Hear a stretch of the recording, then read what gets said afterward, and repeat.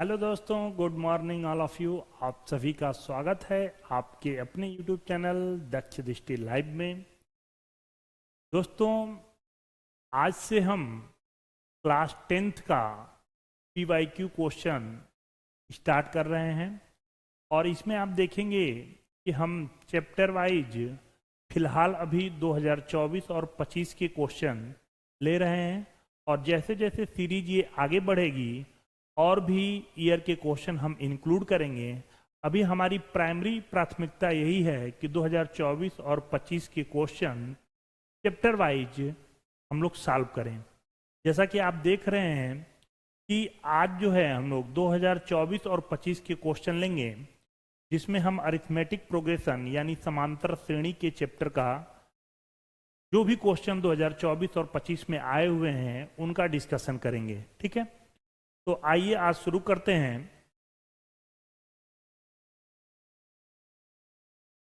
Question को पढ़ेंगे आप। सीधे ही आपको दिख रहा होगा, थोड़ा सा और शॉर्ट कर लेते हैं। ठीक है, हाँ, क्वेश्चन पढ़ें आप। क्वेश्चन दे रहा है, if the sum of first m term of the AP is 2m square plus 3m then it second term is. एक नंबर का क्वेश्चन है, 2025 में आया है। अगर आपको आ रहा हो तो इसे आप ट्राई करेंगे वीडियो को पॉज करके, है ना। अदरवाइज मैं इसे सॉल्व करने का प्रयास करता हूं। जैसा कि आप देख पा रहे हो कि आपको दिया हुआ है एस एम की वैल्यू दी हुई है 2m स्क्वायर प्लस 3m। अगर हम करें, अगर S1 की वैल्यू निकालें, फर्स्ट टर्म की वैल्यू निकालें, तो ये आपका आएगा क्या, 2 इंटू 1 स्क्वायर प्लस 3 इंटू 1। और फाइनली इसकी वैल्यू आप देखेंगे 2 और 3 कितना होता है, 5 होता है। उम्मीद है समझ में आ रहा होगा।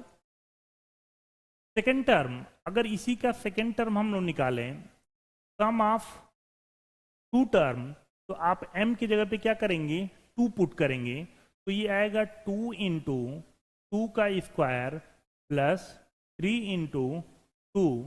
और फाइनली ये वैल्यू देखेंगे, 2 2 जा 4, 2 जा 8, 8 और 6 कितना होता है, 14 होता है।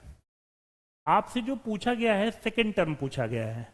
अगर आपने फार्मूला एक पढ़ा हो तो Tn का फार्मूला होता है Sn minus Sn-1।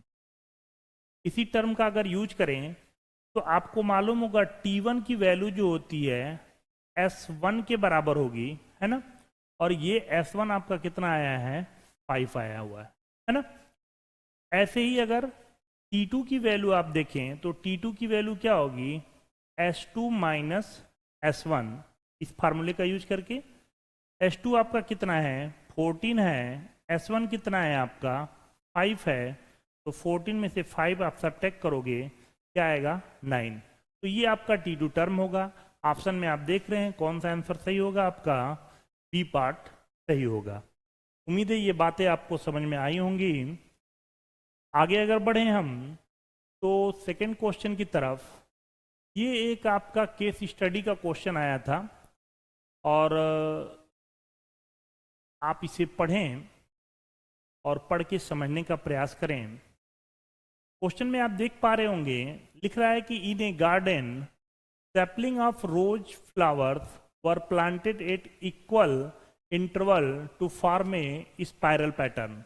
The spiral is made up of successive semi circle with center alternatively at A and B, starting with center A of radius 50 centimeter, फिर 100 centimeter, then 150 centimeter as shown in this figure given below. Spiral 1 has 10 flower, spiral 2 has 20 flower and spiral 3 has 30 flower and so on, है ना।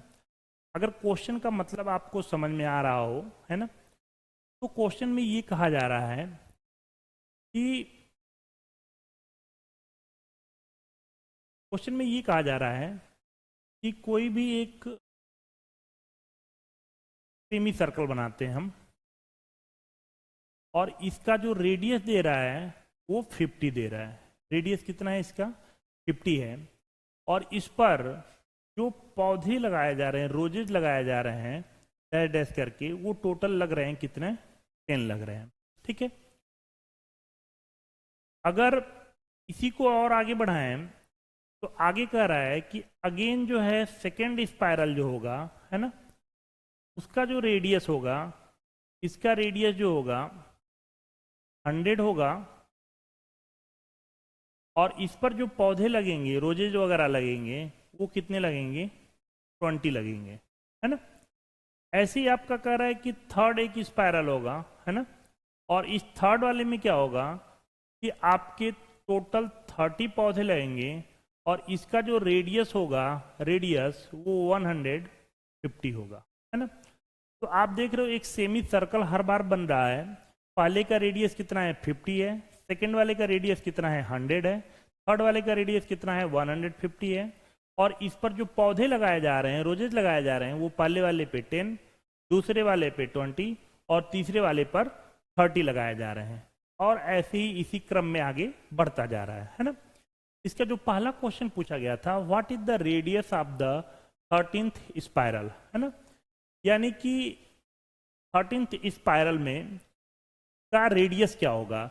यानी कि अगर पहले का radius 50, दूसरे का रेडियस 100, तीसरे का रेडियस 150, तो ऐसी 13th वाला जो स्पाइरल होगा उसका रेडियस क्या आएगा। तो इसको आप निकालें एक बार, है ना। तो अगर आप समझ पा रहे हो तो आप देख रहे हो कि एक एपी है जिसका पहला टर्म 50, दूसरा 100, तीसरा 150 है, और आपसे जो पूछा जा रहा है 13th स्पाइरल का पूछा जा रहा है, यानी कि आपसे T13 पूछा जा रहा है, T13। और आपने अगर पढ़ रखा हो तो T13 होता क्या है? A+12D होता है ना। एपी आप पढ़े होंगे तो ये सारी बातें मालूम होंगी। ए हमारा जिसमें क्या होता है? फर्स्ट टर्म होता है, और फर्स्ट टर्म यहाँ पे कितना है? 50 है। और ऐसे ही अगर डी की बात करें तो 50 का डिफरेंस है, तो ये हमारा कितना है? 50 है। तो 12 पचे कितना होता है? 60, यानी 600 और 50 टोटल कितना हो जाएगा? 650। तो पहले पार्ट का आंसर जो होगा, what is the radius of 13th spiral, 650 होगा। उम्मीद है आपको दिखाई दे रहा होगा और समझ में भी आ रहा होगा, है ना।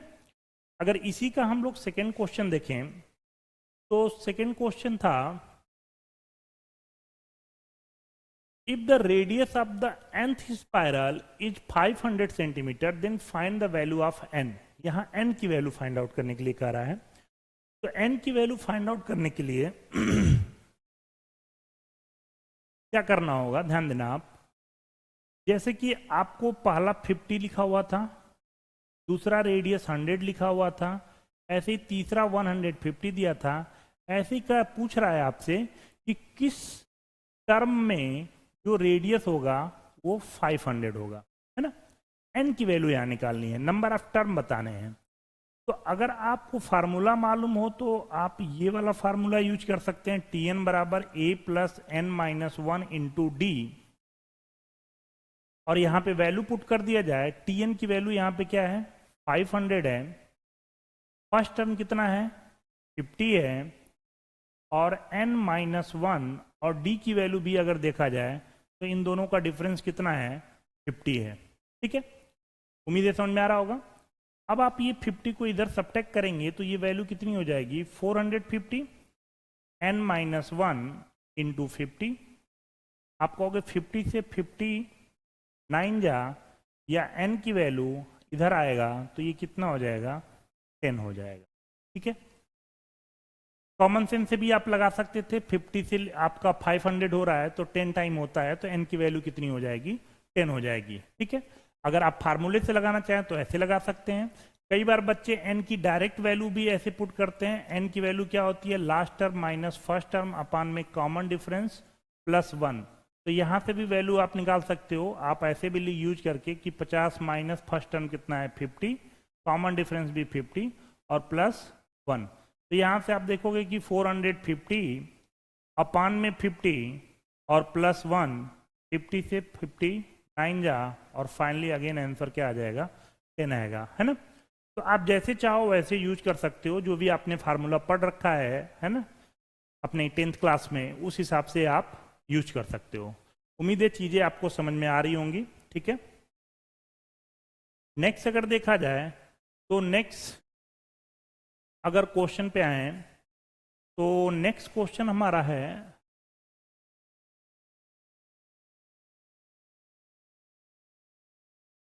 Find the total number of stippling till the 11th spiral. ठीक है, इस क्वेश्चन का आंसर देने के लिए क्या करेंगे,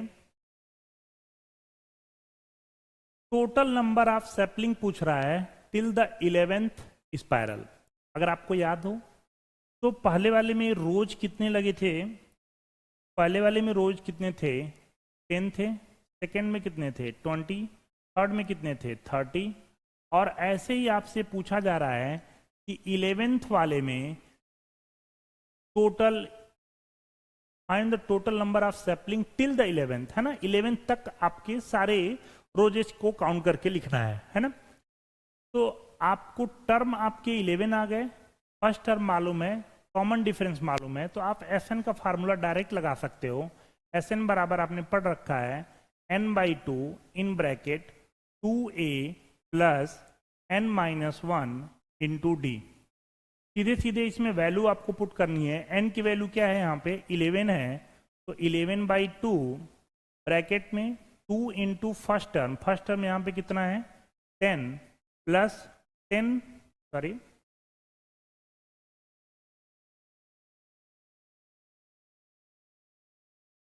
11-1, और d की वैल्यू अगर देखा जाए तो d की वैल्यू अगेन आप देख रहे हो कितना है 10 है। अगर आप इसे सॉल्व कर रहे हो तो आप ये सॉल्व करके लिखोगे 11/2 ब्रैकेट में 10 टू जा कितना होता है 20 प्लस ये भी 10 हो गया, 10 का 10 में मल्टीप्लाई होगा कितना हो जाएगा 100। तो फाइनली आप देख रहे हो 11/2 मल्टीप्लाई बाई कितना होगा 120, 2 से अगर डिवाइड करें तो 60, 11 का मल्टीप्लाई कर दें तो 660। उम्मीद है ये बातें समझ में आ रही होंगी, है ना। सिंपल ये फार्मूला बस ये आपको याद होगा तो क्वेश्चन बहुत बड़ा नहीं है ना, सिंपल कैलकुलेशन है। उम्मीद है आप इसको कर पाएंगे। ठीक है, अगर आगे की तरफ मूव करें तो नेक्स्ट क्वेश्चन पे आते हैं। तो इसी का ये और में लिखा हुआ था, है ना, जैसे थर्ड क्वेश्चन आपके 2 क्वेश्चन जो थे इसके 1-1 नंबर के थे, और जो बाकी जो हैं वो 2-2 नंबर के आते हैं। तो till which spiral will there be a total of 450 sapling, है ना, यहाँ पे n की वैल्यू पूछ रही है ना, और टोटल सैपलिंग लिखा हुआ है कितना 450, यानी कि आपको यहाँ पे Sn की वैल्यू दी हुई है। Sn की वैल्यू क्या की हुई है, दी हुई है, और वो है कितना 450।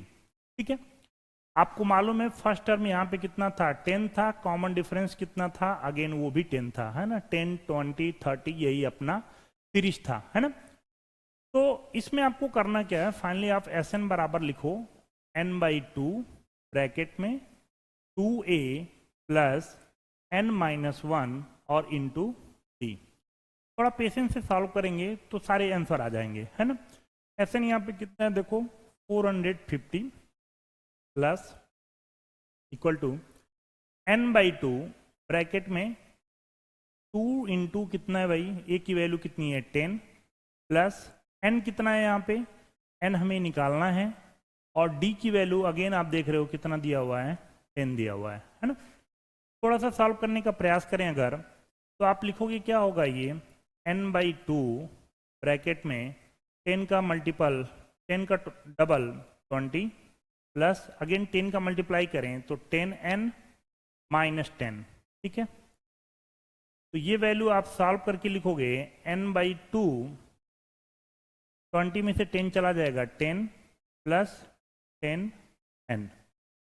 ठीक है, अब इसे थोड़ा और सॉल्व करें अगर, इधर सॉल्व कर लूं, इधर ही सॉल्व करते हैं, तो आप लिखोगे कितना होगा जी 10 अगर कॉमन ले लें तो ये आपका 450 था ही, और यहाँ कितना आएगा 10n/2, और ब्रैकेट में क्या बचेगा 10 कॉमन ले लिया तो यहाँ से 1 और यहाँ से n, 1 और n। ठीक है, तो आप देख रहे हो 2 से ये कितना हो जाएगा 5, और 5 से काटें तो 5 9 जा 45 है ना।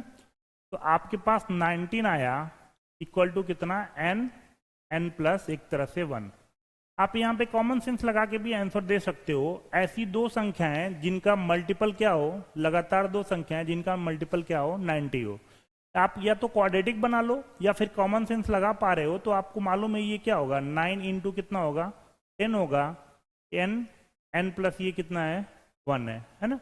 ये क्रम से हैं, लगातार संख्या हैं, ये भी क्रम से हैं। तो n की जगह पे यहाँ पे क्या है 9 और n प्लस 1 की जगह पे क्या है 10। n की वैल्यू निकालनी है तो n की वैल्यू हमारी क्या आ जाएगी यहाँ पे 9 आ जाएगी। अगर आप क्वाड्रेटिक बना रहे होंगे तो क्वाड्रेटिक बनाने के बाद भी इसका आंसर आ जाएगा। ठीक है, उम्मीद है समझ में आ रहा होगा। अगर कोई दिक्कत आ रही हो तो आप कमेंट करके बताएं, है ना। आपको चीजें दिख रही होंगी सही सही, है ना। तो उम्मीद है आप इसको नोट कर लेंगे, है ना। अगर आपने नोट कर लिया हो तो मैं इसे आगे बढ़ता हूं, है ना। नेक्स्ट अगर क्वेश्चन देखा जाए तो नेक्स्ट क्वेश्चन हमारा था, ये हमारा है नेक्स्ट क्वेश्चन। सा इसी करके सब कुछ आपको दिखाई दे।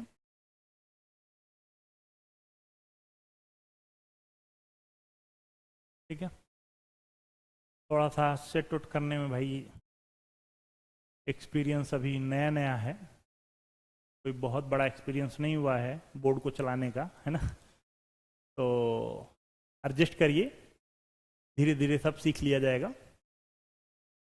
इस क्वेश्चन पे आते हैं। इस क्वेश्चन का अगर आप पढ़ पा रहे हो तो इसमें लिखा हुआ है, ये भी 2024 का सवाल है। In an AP A is 8, A10 is -19, then find the value of D। ये बड़ा आसान सवाल है ना। A10 दिया हुआ है आपका।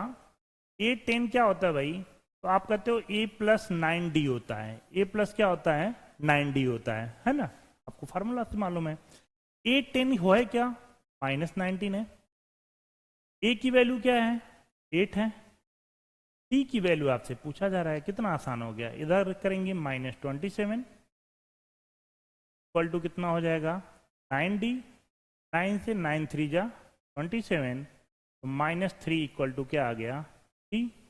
D की वैल्यू कितनी आ गई -27।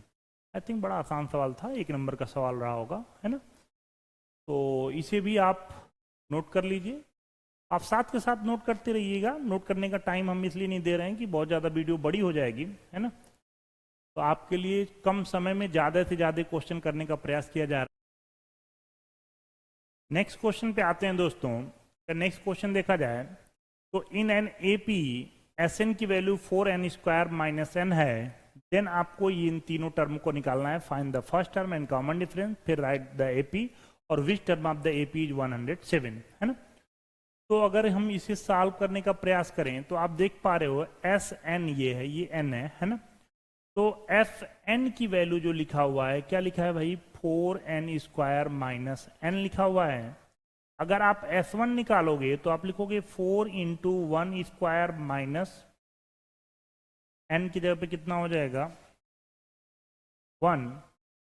n की जगह पे क्या लिखेंगे 1, यानी 4 में से 1 चला जाएगा 3। अगर S2 की वैल्यू निकाल पा रहे हो, है ना, समझ में आ रहा है ना। S2 की वैल्यू क्या होगा 4 × 2² -2, या फाइनली आप कहोगे 2 2 जा 4, 4 4 जा 16, माइनस से 2 चला जाएगा, कितना आएगा 14। अब आपको जो निकालना क्या है, आपको फर्स्ट टर्म निकालना है। तो जैसा कि आपको मालूम है, देखो आपको एक फार्मूला पढ़ रखा है आपने, Tn बराबर होता है Sn - Sn-1, है ना। अगर इसमें आप लिखोगे T1 की वैल्यू, तो T1 की वैल्यू क्या आएगी S1 - S0, that is S1 आएगी, है ना। और S1 आपका कितना है 3 है। तो पहला टर्म जो है वो हमारा क्या हो जाएगा, फर्स्ट टर्म जो है वो कितना हो जाएगा 3 हो जाएगा। ठीक है, अब कॉमन डिफरेंस के लिए हमें T2 चाहिए। तो T2 बराबर क्या होगा, अगर इसी फार्मूले का यूज करें तो ये आएगा S2 - S1, और S2 की वैल्यू अगर देखें तो S2 वैल्यू यहाँ पे क्या है भाई 14 है, और S1 कितना है 3 है। इन दोनों को सब्ट्रैक्ट करेंगे, आंसर क्या आएगा 11। हमें कॉमन डिफरेंस पूछा गया है, तो कॉमन डिफरेंस आपको मालूम है T2 - T1 होता है। T2 की वैल्यू यहाँ पे कितनी है बेटा 11 है, और T1 की वैल्यू क्या है 3 है, यानी कॉमन डिफरेंस कितना आ जाएगा 8 आ जाएगा। तो आपका कॉमन डिफरेंस आ गया, दूसरा वाला टर्म कितना आ गया 8 आ गया। ठीक है, उम्मीद है आपको समझ में आ रहा होगा, नोट कर पा रहे होंगे, है ना, क्लियर है चीजें। ठीक है, अगर सेकंड वाले क्वेश्चन पे आते हैं, तो सेकंड वाला टर्म क्या रहा है राइट द एपी, है ना। अगर आप देख पा रहे हो तो फर्स्ट टर्म हमारा कितना आया है 3 आया है, और कॉमन डिफरेंस कितना आया है 8 आया है ना। तो 3 में 8 ऐड करोगे कितना आएगा 11, 11 में अगेन 8 करोगे ऐड 19, 19 में अगेन ऐड 8 जो है ऐड कर लो तो कितना आ जाएगा भाई 27, और ऐसे ही ये सीरीज क्या होगी चलती जाएगी। तो सेकंड वाला भी बहुत आसानी है, ये सीरीज हो गई आपकी, है ना। तीसरा कह रहा है कि which term of the AP is 107, है ना, कौन सा टर्म आपका 107 होगा। तो इस चीज को देखने के लिए हमारे पास सीधा सीधा n की वैल्यू निकालना है। विच टर्म n पूछ रहा है, तो n की वैल्यू निकालने के लिए आप क्या करते हो, last term minus first term upon में कॉमन डिफरेंस प्लस 1, है ना। आप tn बराबर इसमें भी वैल्यू पुट करके निकाल सकते हो, tn बराबर a plus n minus 1 into D, है ना। और इसी को थोड़ा सा सॉल्व कर लेंगे तो हमारा ये वैल्यू आ जाता है, l हमारा क्या है tn की जगह पे है, लास्ट टर्म की जगह पे है। ठीक है, तो इसे अगर आप सॉल्व करो तो लास्ट टर्म अपना क्या है भाई, लास्ट टर्म 107 यहाँ पे दिया हुआ है 107। ठीक है, और यदि फर्स्ट टर्म आप बात करो तो फर्स्ट टर्म आपने ऑलरेडी निकाल रखा है, इसका कितना है 3, कॉमन डिफरेंस आपका 8 आया था और प्लस क्या है हमारा 1, तो 103 सब्ट्रैक्ट होगा 104 बचेगा, डिवाइडेड बाई 8 प्लस 1, 8 से अगर डिवाइड करें तो 8 1 जा 8 और 8 3 के 24 होता है, यानी 13 और 1 पर क्या आ जाएगा 14 आ जाएगा। ठीक है, तो उम्मीद है ये सारी चीज़ें आपको समझ में आ रही होंगी, है ना। आप इसे नोट करते चलिए, है ना, और बेटर होगा कि पेन कॉपी के साथ अपने से सॉल्व करने का प्रयास करें और यहाँ पे आंसर मैच करें आप, है ना, तो उससे आपको ज़्यादा बेनिफिट मिलेगा। ठीक है, नेक्स्ट क्वेश्चन पे आते हैं दोस्तों। नेक्स्ट क्वेश्चन है in an AP if the first term a equal to 7, nth term 84 and the sum of n term is this. तो यहाँ पे क्वेश्चन होना चाहिए था find the value of n, find the value of n। यहाँ पे आपको n की वैल्यू फाइंड आउट करनी है कि n कितना। ठीक है, तो अगर इसमें हम करें the sum of first n term का फार्मूला निकालें, अगर Sn बराबर होता है आपका n/2 in bracket 2a plus n-1 into D होता है। ठीक है, sum of first n term लिखा हुआ है ऑलरेडी कितना 2093 डिवाइडेड बाई 2 n/2, और यहां पे आप देखो nth टर्म लिखा हुआ है 84 और फर्स्ट टर्म कितना है 7 है ना। तो इन an AP the first term is this, और nth टर्म जो है यानी कि लास्ट टर्म भी दिया हुआ है फर्स्ट टर्म भी दिया हुआ है, तो आप डायरेक्ट एक फार्मूला और होता है a प्लस एल वाला, अगर उसे यूज कर लो तो डायरेक्ट आंसर आ जाएगा n/2, फर्स्ट टर्म आपका 7, लास्ट टर्म कितना है 84, और इधर की वैल्यू क्या है 2093 डिवाइडेड बाई कितना है 2, 2 से 2 आपका कैंसिल हो जाएगा। फाइनली आप देखेंगे 2093 इक्वल टू जो आएगा n इंटू, अगर 7 जोड़ दिया जाए तो ये हो जाएगा 91, है ना। तो अगर 7 से काट रहे हो आप तो 7 से देखो 7 दूना के 14 होता है, 6 9 7 9 63, अगेन 7 9 63, और 7 से काटें तो 13 7 91, है ना। और 13 से अगर काटें तो 13 दूना के 26 होता है, अगेन 13 3 39, यानी n की जो वैल्यू आ जाएगी वो कितनी है हमारी 20। ठीक है, तो ये PYQ क्वेश्चन है ना, और आई थिंक 5 क्वेश्चन आपने कर लिया, और है और भी है। The sum of first and 8th term of the AP is 32 and their product is 60. Find the first term and common difference of the AP. Hence also find the sum of its first 20 term, है ना। ये भी फार्मूले basic question है ना। अगर आप कर पाओ तो आपके लिए the sum of first and eighth term of the AP is 32, है ना। फर्स्ट और एट्थ टर्म आराम से सिंपल सा डेटा लिखा हुआ है, ए प्लस ए8, ये वैल्यू लिखा हुआ है आपका 32, ठीक है, समझ में आ रही बात। एंड देयर प्रोडक्ट इज 60, और इन्हीं दोनों का प्रोडक्ट यानी a इंटू A8 की वैल्यू जो लिखा हुआ है वो 60 लिखा हुआ है, ठीक है। हम क्या करें, यहां से A8 की वैल्यू अगर निकाल दें, A8 की वैल्यू, तो आप कहोगे 60 अपान में कितना हो जाएगा भाई, ये हो जाएगा। और सेम वैल्यू अगर यहाँ पे पुट कर दिया जाए तो आप कहोगे ये a प्लस A8 की वैल्यू कितनी है, 60 बाई a इक्वल टू कितना आ जाएगा, 32, है ना। क्वाड्रेटिक बनाया जाए, एलसीएम ले लिया जाए, तो आप कहोगे एलसीएम लेंगे तो ये a आएगा, यहाँ पे क्या आएगा, a square plus 60 equal to 32 आएगा। बोलिए, समझ में आ रही बातें। और यदि यही a स्क्वायर प्लस 60 लिखा जाए तो आप लिखोगे इक्वल टू कितना आ जाएगा, 32a। सबको अगर एक तरफ कर लें तो a square minus 32a plus 60 equal to कितना हो जाएगा जी। तो एक क्वाड्रेटिक बन गया। अब ऐसे क्वाड्रेटिक को सॉल्व करने का तरीका आपने पढ़ रखा होगा कि इनको ऐसे दो नंबर हमें ढूंढने होते हैं जिनका प्रोडक्ट जो आ जाए प्लस 60 और जिनको ऐड या सब्ट्रैक्ट करने पे कितना आ जाए, माइनस 32। तो 30 दूना के 60 होता है, 30 और 2 का सम आपका कहोगे कितना हो जाएगा, 32 हो जाएगा।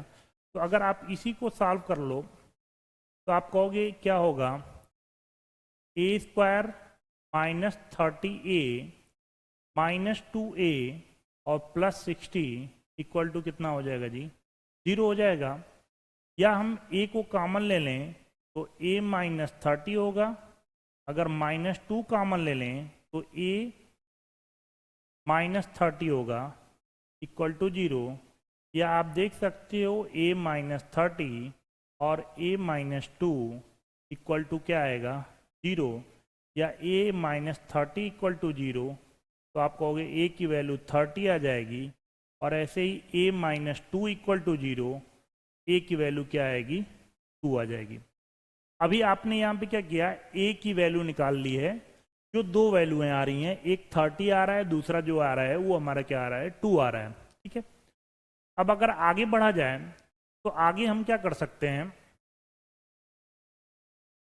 अगर a की वैल्यू हमारी 30 है तो यहाँ से हमें d की वैल्यू चाहिए, है ना। तो पहले a के रिस्पेक्ट में A8 कितना हो रहा है ये निकालने हम लोग, है ना। तो आप अगर ये फर्स्ट कहो तो फर्स्ट वाले के हिसाब से आप देखोगे कि a की जगह पे कितना है, 30 है। तो a की जगह पे हमने 30 पुट किया प्लस A8 इक्वल टू कितना आएगा जी, 32। यानी A8 की वैल्यू कितनी आ जाएगी, 2 आ जाएगी। अच्छा, A8 है कितना हमारा, तो A8 आप कहोगे, अच्छा ऑलरेडी आपका 30 है तो यहाँ से A8 ऐसे भी आ सकता था, इस वाले से भी। तो A8 है कितना, a प्लस 7d होता है, और ये वैल्यू हमारी कितनी है, 2 है। a की वैल्यू आप कह रहे हो कितना है, 30 यूज कर रहे हो, तो 30 प्लस 7d इक्वल टू कितना, 2। या फिर 7d इक्वल टू माइनस 28 हो जाएगा। या a की वैल्यू के d की वैल्यू जो हो जाएगी 7 चौक 28 माइनस 4 आ जाएगी, है ना। तो आप ये देख रहे हो कि जब a की वैल्यू हमारी कितनी है, 30 है, तो इसके रिस्पेक्ट में d की वैल्यू जो आई है वो कितनी है, -4 है, ठीक है, क्लियर है। ऐसे ही अगर a की वैल्यू जब आप 2 पुट करोगे तो आप कहोगे A8 की वैल्यू क्या हो जाएगी, अलग यूज कर लेते हैं। A8 की वैल्यू आप देखोगे तो अगर 2 पुट करेंगे तो 60 अपान में 2, यानी ये कितना आ जाएगा जी, 30 आएगा। और A30 आएगा तो A8 क्या होता है, a प्लस 7d बराबर 30। या a की वैल्यू हमारी कितनी थी, ऑलरेडी हम अब 30 यूज कर रहे हैं, a की वैल्यू हम 2 यूज कर रहे हैं, तो 2 प्लस 7d इक्वल टू 30। या 7d बराबर कितना 28, या d की वैल्यू क्या हो जाएगी, 7 से डिवाइड कर दो, 7 चौक 28 यानी कि 4। ठीक है, तो d की वैल्यू, a की वैल्यू जब हमारी 30 है, a की वैल्यू हमारी 30 है, तो d की वैल्यू क्या आ रही है -4, और दूसरा a की वैल्यू यदि 2 है तो d की वैल्यू आ रही है 4।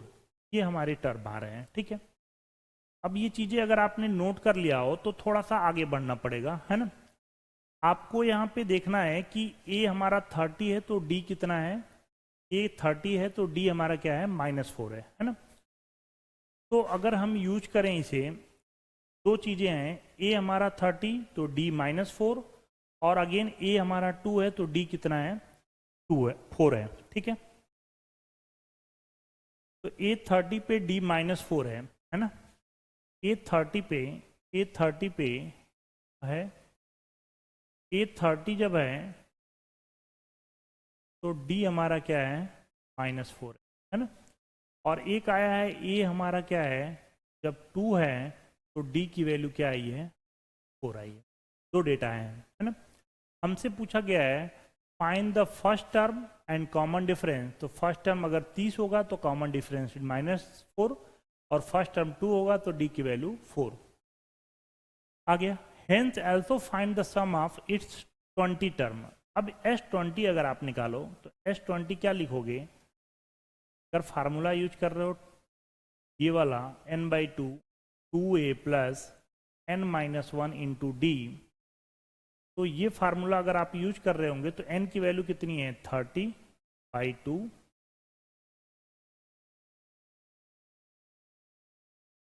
20 टर्म का है, सॉरी ये हमारा क्या होगा 20 है ना।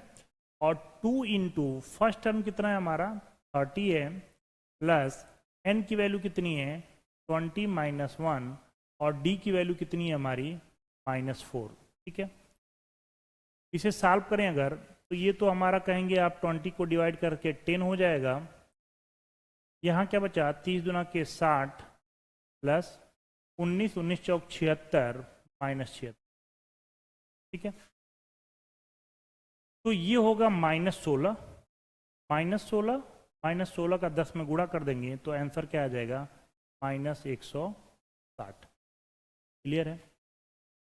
दूसरा, जब A2 है D4 है, उस केस में S20 अगर बात करें, S20 कितना होगा 20/2 फर्स्ट टर्म यानी 2 इंटू फर्स्ट टर्म प्लस 20 -1, और d की वैल्यू कितनी है जी 4 है। इस केस में ये हमारा 10 होगा, और आप कहेंगे 10, ये 4 प्लस 19 चौक 76, तो 76 और 4 80, 80 का 10 में गुणा हो जाएगा, कितना हो जाएगा 800 हो जाएगा, है ना। उम्मीद है ये बातें आपको समझ में आई होंगी, और ये आंसर कितना आ गया है 800 आ गया है। ठीक है, आइए दोस्तों नए एक सवाल को और देखते हैं। In an AP 40 term the sum of first 9 term is 153 and the sum of last 6 term is 687, determine the first term and common difference of the AP, है ना। ऐसे क्वेश्चन को सॉल्व करने के लिए सबसे पहले जो आपको टर्म देखना है 40 टर्म लिखे हुए हैं, दूसरा सम ऑफ फर्स्ट 9 टर्म लिखा हुआ है। तो सम ऑफ फर्स्ट 9 टर्म क्या होता है, आपको Sn बराबर ऑलरेडी मालूम है क्या होता है, n/2 ब्रैकेट में 2a प्लस n-1 और इंटू डी, ये सबको मालूम है। ठीक है, अब S9 अगर देखा जाए तो S9 153 लिखा हुआ है, number of term 9/2 2 into first term plus 9-1 और इंटू डी। हमने फर्स्ट और कॉमन डिफरेंस डी माना हुआ है, फर्स्ट टर्म ए है। अगर 9 से अगर काटें इसे तो 9 × 1 17 नामा 153 होता है, 17 दूना कितना होता है 34। और यहाँ पे देखा जाए तो 2a प्लस 8d, है ना। ये इक्वेशन हम आप फर्स्ट कर लीजिए। ठीक है, दूसरा क्या है the sum of last 6 term. अगर लास्ट 6 टर्म का सम जो है 687 है ना, तो सबसे पहला लास्ट के 6 टर्म होंगे कौन। टोटल टर्म कितना दिया हुआ है 40 दिया हुआ है, लास्ट के 6 टर्म की बात कर रहा है, तो लास्ट का 6 टर्म जहां तक मैं सोच पा रहा हूं, आप कहोगे एक 35 वाला टर्म होगा, एक 36 वाला टर्म होगा, एक 37 वाला होगा, नेक्स्ट 38, फिर 39 और फिर 40 यानी 40। और इन सबका सम जो है 687 लिखा। ठीक है, अच्छा आपको याद हो तो A35 को आप लिखते क्या थे। A35 को आप लिखते थे A प्लस 34D। ऐसे 36 को क्या लिखते थे A प्लस 35D। 37 को A plus 36D। 38 A plus 37D। 39 A plus 38D और 40 A प्लस 39D। यही होता था, याद है। इन सब का सम इसके बराबर है 687 के। ये आप देख सकते हैं कितने ए हैं जी, 1 2 3 4 5 6 ए हैं, तो 6 ए लिख दीजिए प्लस इन्हें अगर ऐड करें, ठीक है, तो 5 4 9 9 6 15 15 7 22 22 8 30 30 और 9 कितना होता है जी 40, 3 3 6 18 और 3 21 219 डी, और ये कितना हो गया 687। क्लियर है बातें। अब यदि आप इसको देखो तो अगर ये 3 से डिवाइड हो रहा है, 3 से डिवाइड कर लो तो 3 2 जा 6 होता है, 3 2 जा 6 ए, और 3 से 3 7 जा और 3 3 जा डी, और 3 से 3 2 जा 6, 3 2 जा 6, 3 9 जा 27। उम्मीद है ये बातें समझ क्लियर है ना। और यहाँ पे एक इक्वेशन ऑलरेडी और निकाल रखा है 2a plus 8d। 2a plus 8d equal to कितना है भाई 34 है, 34। अब हम क्या करें, साइन तो सेम है, तो साइन सेम है तो हम सब्ट्रैक्ट कर देते हैं, ये कैंसिल हो जाएगा। इधर से 8 घटाएंगे कितना आएगा 5d, और 9 से 4 जाएगा 5, इधर कितना आ जाएगा जी 9 1। 65 का अगर देखा जाए तो कितना होगा भाई, 13 से अगर करें तो 13 पचे क्या होता है 65, 13 कम 13, 13 पचे 65, 5 से 5 या 15।